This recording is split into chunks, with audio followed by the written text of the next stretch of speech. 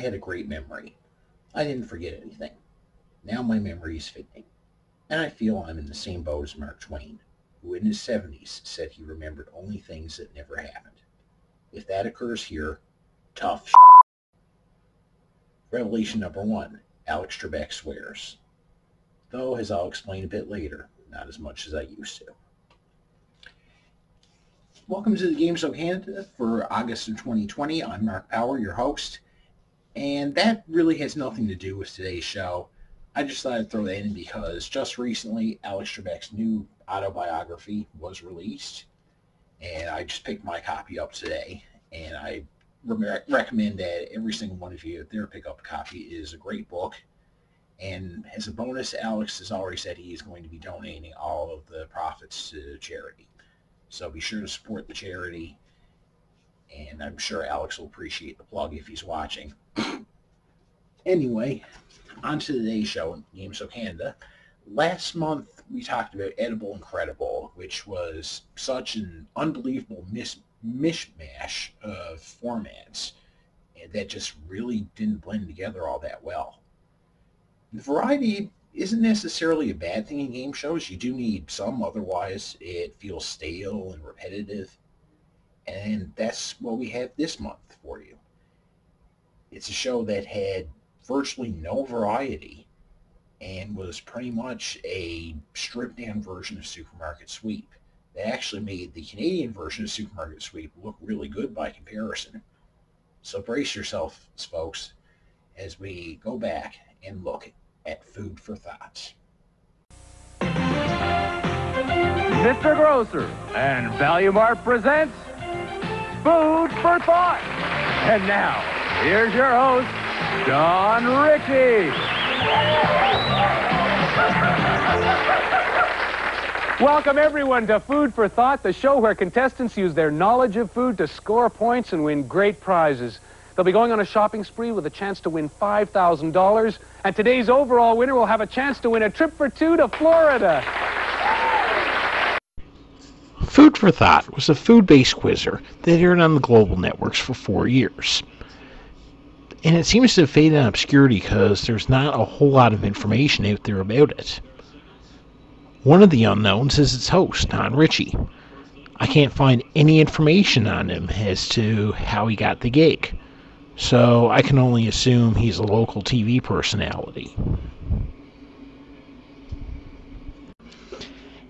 As far as his hosting goes, this is clearly just a gig for him. He just seems to be going through the motions and collect the check. The game itself is really nothing all that special. 3 contestants play. Round 1, each contestant is staked with 100 points, and a series of food-based questions are asked. Each correct answer is worth 15 points, with no penalty for a wrong answer.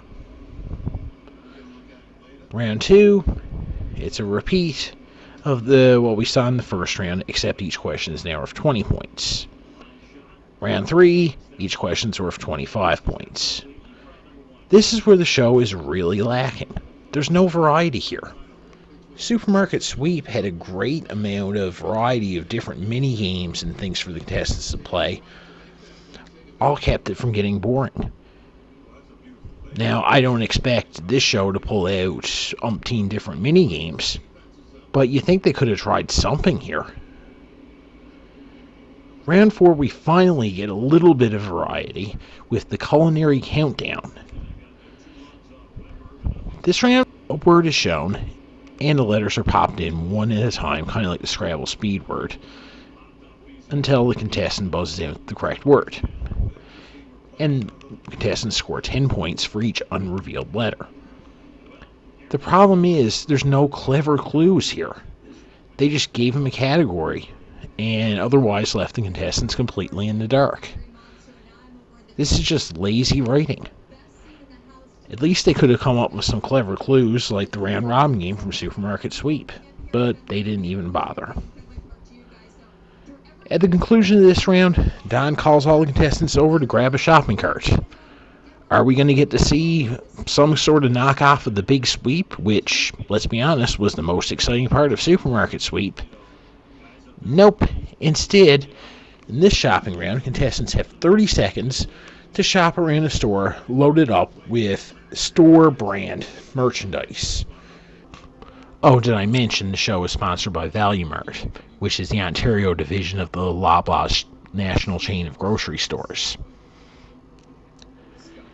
Unlike the sweep, the contestants aren't shopping to try and rack up the biggest bill. Instead, they have 30 seconds to go around the store and grab whichever items they would like. And the goal is to reach a target price. And get this, they can only grab one of each item.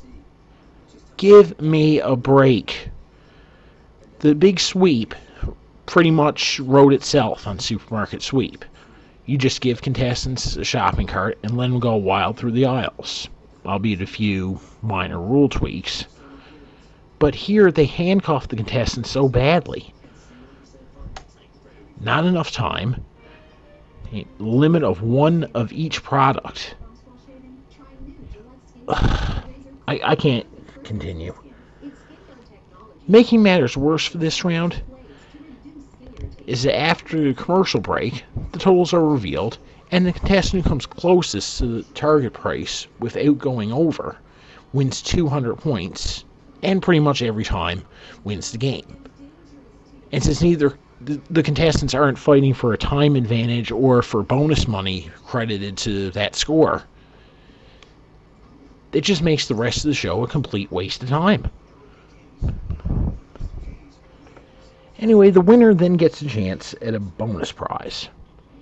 Instead of having the super sweep with, again, some cleverly written clues and a brisk run through the grocery store, instead the contestant chooses one of 3 bonus questions, and if they answer it correctly, then they win a trip.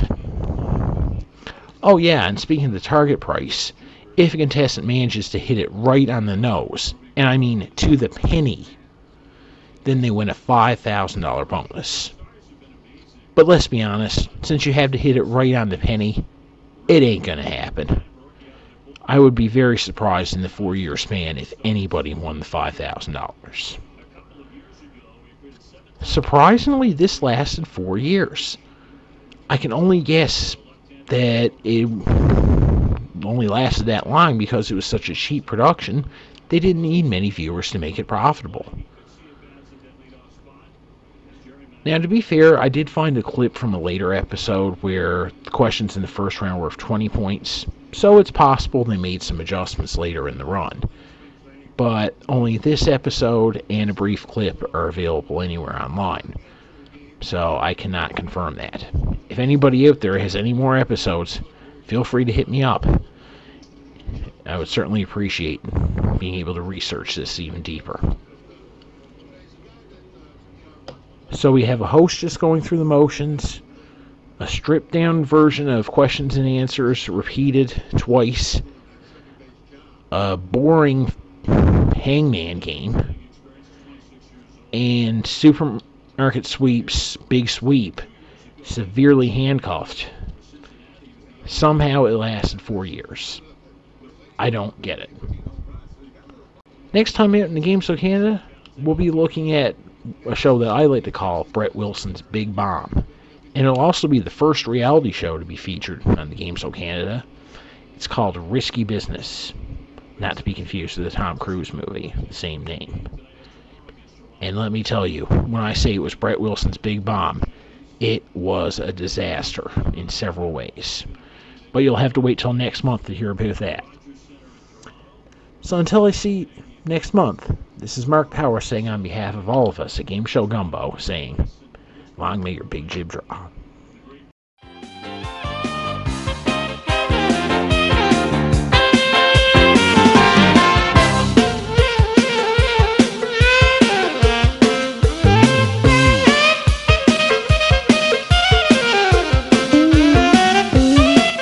Become a Patreon backer at www.patreon.com/GameShowGumbo or check out our website www.gameshowgumbo.com. This has been an impressive production.